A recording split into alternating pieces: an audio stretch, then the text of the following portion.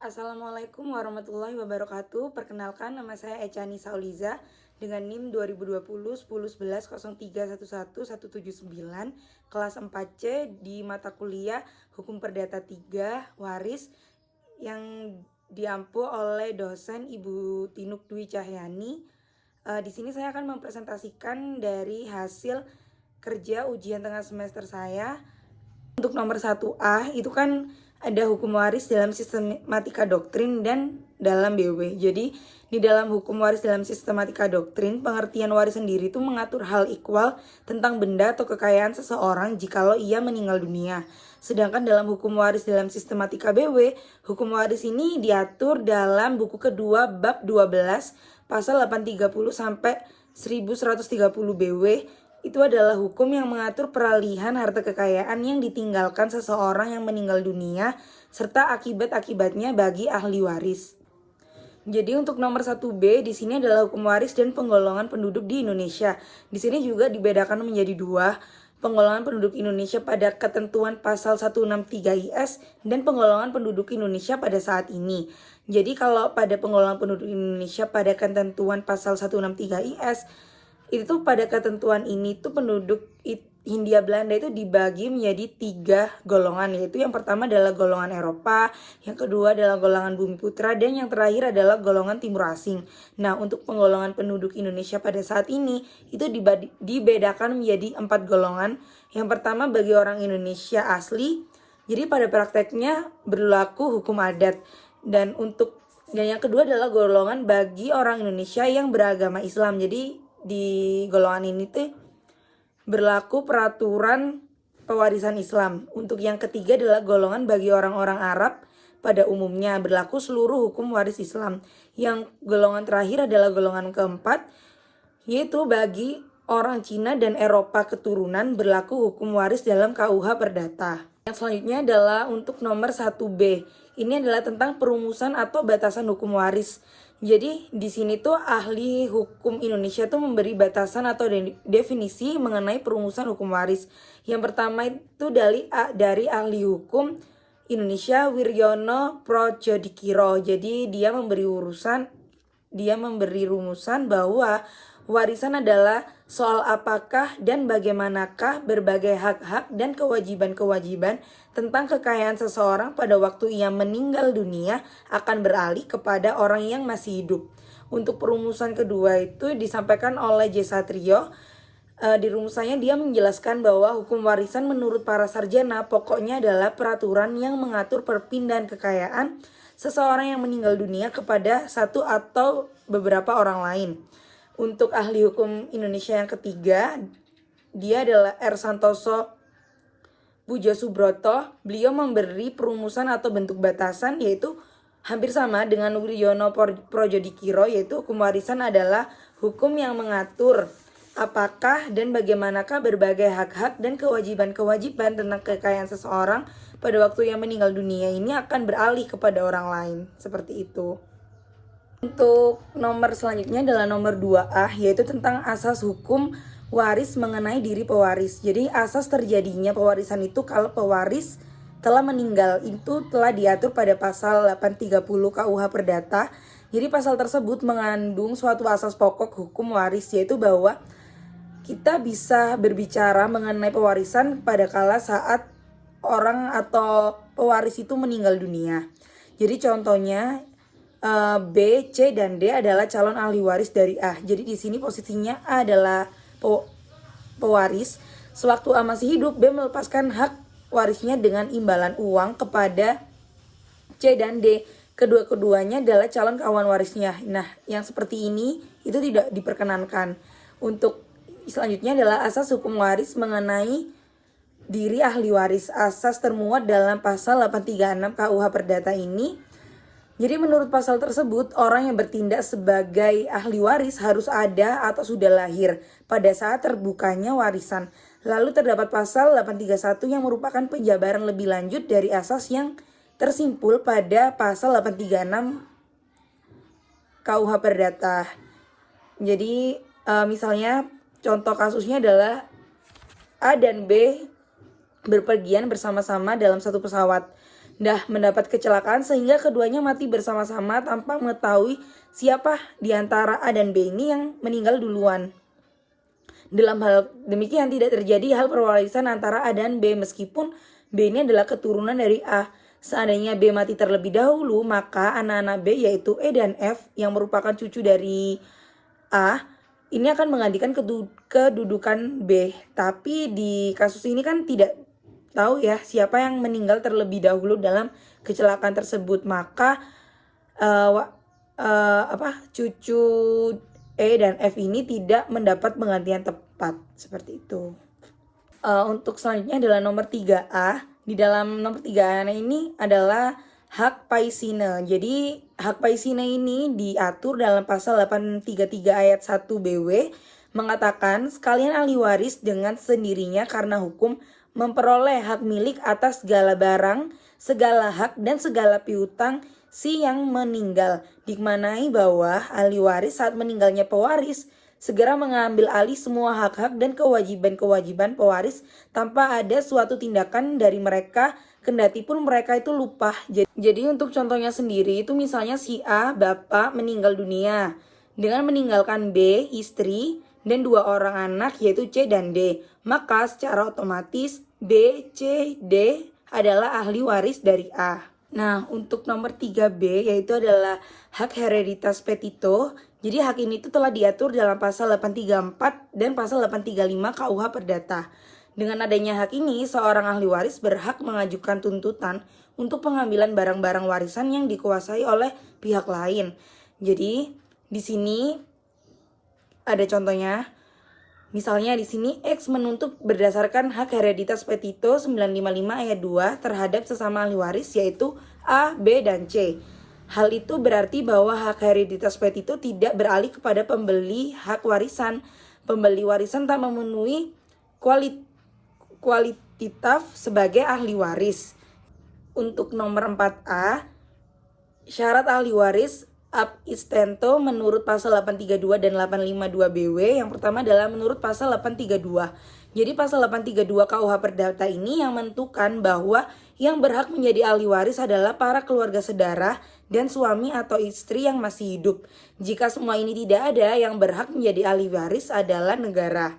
Untuk menurut pasal 852, jadi dalam pasal ini anak-anak atau sekalian keturunan mereka biar dilahirkan dari lain-lain perkawinan sekalipun mewaris dan kedua orang tua, kakek, nenek atau semua keluarga sedarah mereka selanjutnya dalam garis lurus ke atas dengan tiada perbedaan berdasarkan kelahiran lebih dahulu.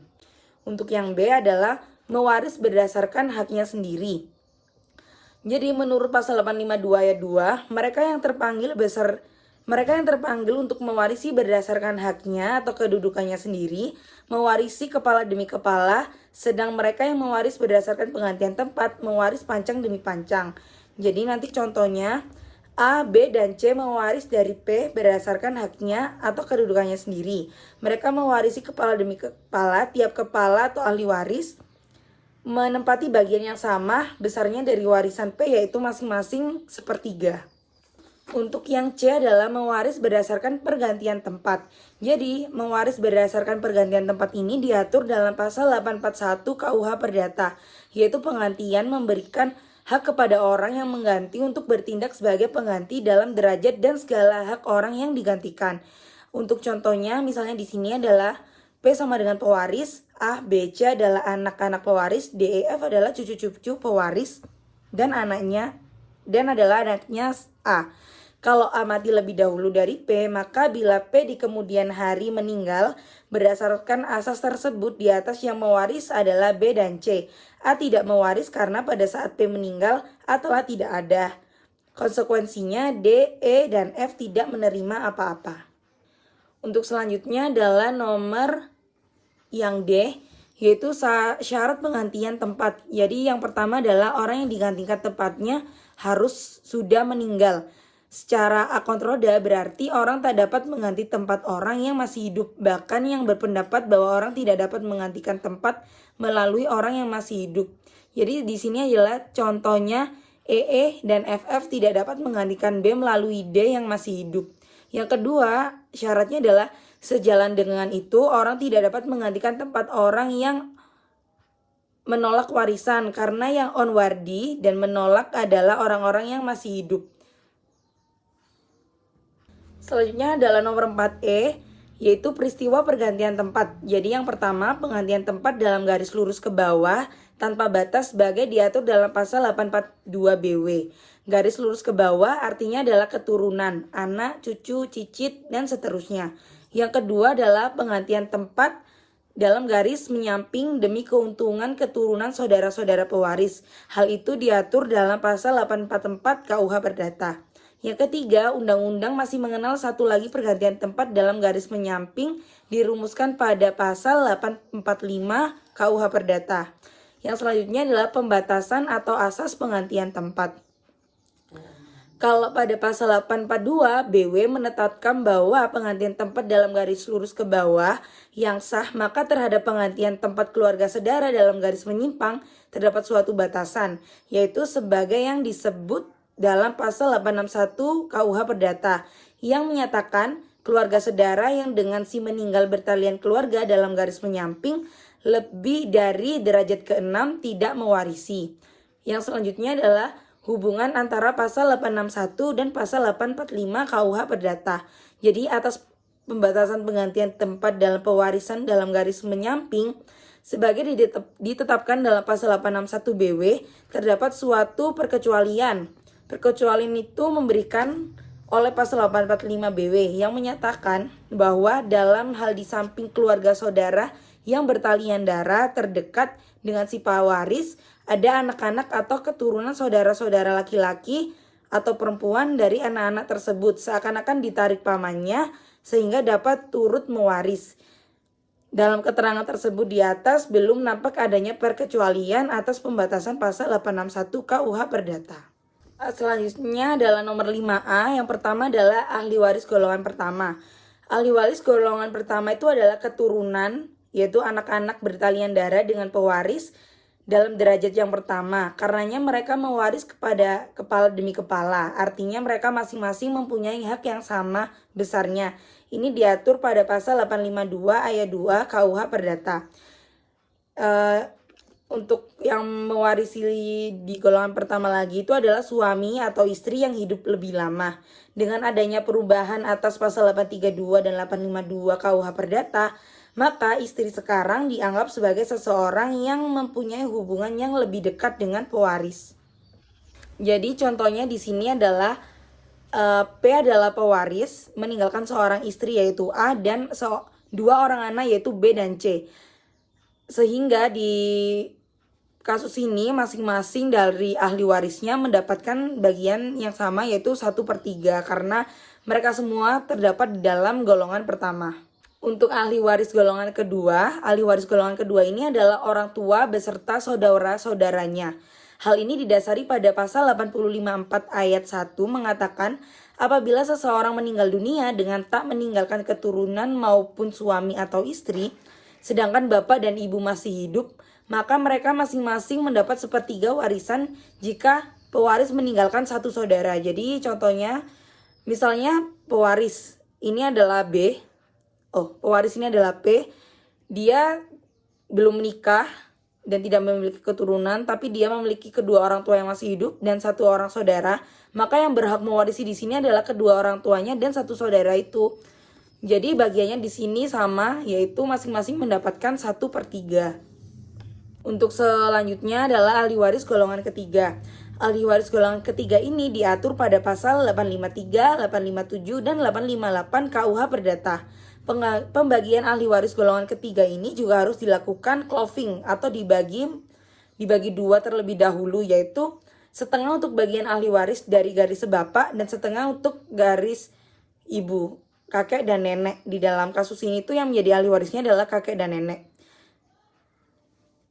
Jadi misalnya pewarisnya adalah A, ahli warisnya adalah C1, C2, D1, dan D2. Maka bagian dari masing-masing ahli waris tersebut adalah 1/4. Untuk yang selanjutnya adalah ahli waris golongan keempat. Jadi untuk ahli waris golongan keempat ini diatur dalam 858 KUH Perdata.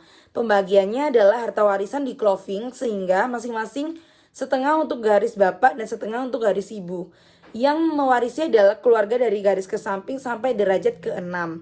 Nah, misalnya di dalam contoh ini, pewarisnya adalah A, ahli warisnya adalah E dan F, yang itu merupakan anak dari paman si pewaris ini. Jadi bagiannya adalah setengah-setengah. Selanjutnya adalah nomor 5B, yaitu hal yang menyebabkan ketidakpatuhan atau onwardi. Jadi hal ini tuh diatur pada pasal 838 KUH Perdata yang dianggap tidak patuh menjadi ahli waris dan karenanya dikecualikan dari pewarisan, yaitu yang pertama, mereka yang telah dihukum karena dipersalahkan. Yang kedua adalah mereka yang dengan putusan hakim pernah dipersalahkan. Yang ketiga adalah mereka yang dengan perbuatannya telah mencegah si pewaris untuk membuat atau mencabut wasiat. Yang keempat, mereka yang telah menggelapkan atau merusak surat wasiat.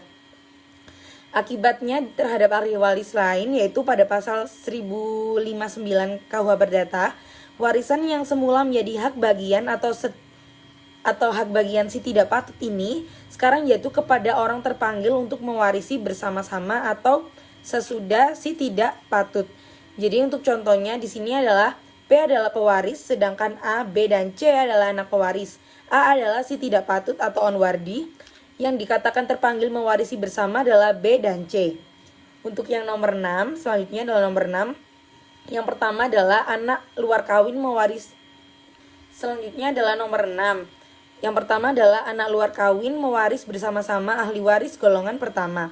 Pada pasal 863 KUH Perdata kalimat pertama, bila pewaris meninggal dengan meninggalkan keturunan yang sah dan atau suami atau istri, maka anak luar kawin yang diakui mewarisi sepertiga bagian dari mereka. Sedianya harus mendapat atau seandainya mereka adalah anak sah.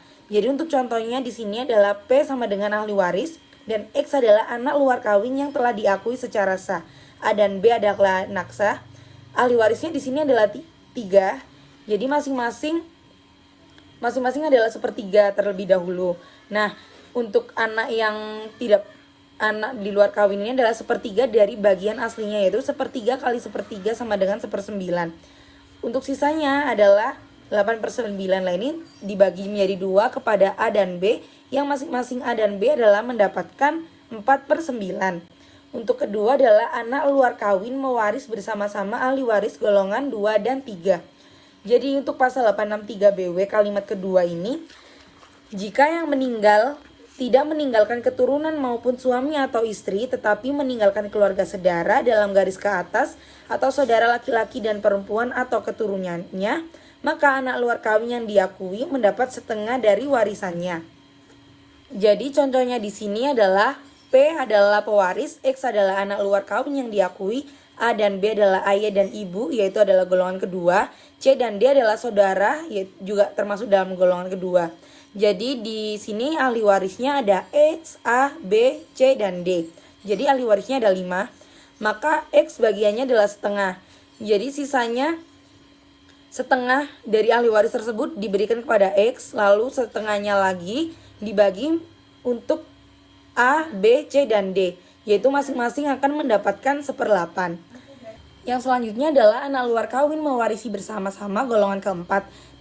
Jadi pada pasal 863 KUH Perdata kalimat terakhir, yaitu dan jika hanya ada sanak saudara dalam derajat yang lebih jauh, maka 3/4. Jadi anak luar kawin ini yang diakui mendapatkan 3/4 bagian warisan. Jadi di dalam contoh kasusnya ini, P adalah ahli waris, C, D, dan E adalah keturunan dari pamannya, yaitu termasuk dalam golongan keempat. Sedangkan X sendiri adalah anak luar kawin yang diakui. Maka X mendapatkan 3/4. Sisanya adalah 1/4 dibagikan pada C, D, dan E, yaitu 1/4 kali 1/3 sama dengan masing-masing C dan E. C, D, dan E ini mendapatkan 1/12. Yang selanjutnya adalah nomor 7. Di dalam nomor 7 ini memuat pasal 874 sampai dengan 894 BW dan 895 sampai dengan 912 BW. Nah, pada pasal 874 sampai dengan 894 BW ini adalah pasal yang mengatur mengenai ketentuan umum tentang surat wasiat. Untuk selanjutnya yaitu pasal 895 sampai dengan 912 BW ini adalah pasal yang mengatur mengenai kecakapan untuk membuat surat wasiat atau untuk menikmati keuntungan dari surat wasiat tersebut. Untuk yang ke B, 7B, yaitu yang pertama adalah surat wasiat holografis, yaitu diatur dalam BW pada pasal 932 dan 933. Surat wasiat holografis ini adalah surat wasiat yang dibuat dan ditulis sendiri oleh testator dan ditandatangani olehnya. Lalu surat tersebut disimpan dan ditandatangani oleh notaris dan disaksikan oleh 2 orang saksi. Nah, untuk selanjutnya adalah surat wasiat umum. Surat wasiat umum ini yang dibuat sendiri oleh testator di hadapan notaris. Jadi ini tuh paling diuntungkan atau paling juga dianjurkan karena nantinya notaris ini akan membimbing dan memberi petunjuk agar wasiat ini dapat terlaksana oleh sesuai kehendak dari yang mewasiatkan ini atau testator itu. Sekian presentasi saya mengenai ujian tengah semester Hukum Perdata 3 Hukum Waris. Kurang lebihnya mohon maaf. Wassalamualaikum warahmatullahi wabarakatuh.